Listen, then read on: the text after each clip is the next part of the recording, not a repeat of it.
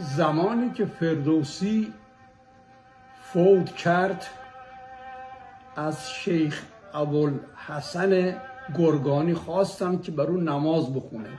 ایشون خودداری کرد، گفت فردوسی از مداح کفار بوده و حتی اجازه نداد در قبرستون مسلمان ها خاکش بکنند.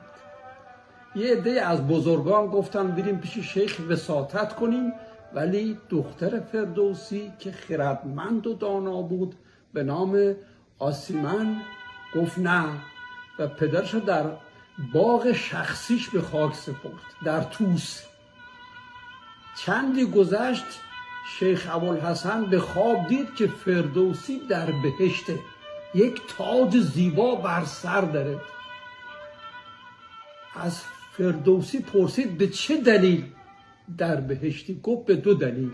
یک دلیل این که تو بر من نماز نخوندی، یک دلیل هم که این بیت شعر را گفتم: جهان را بلندی و پستی تویی، ندانم چی هرچه هستی تویی.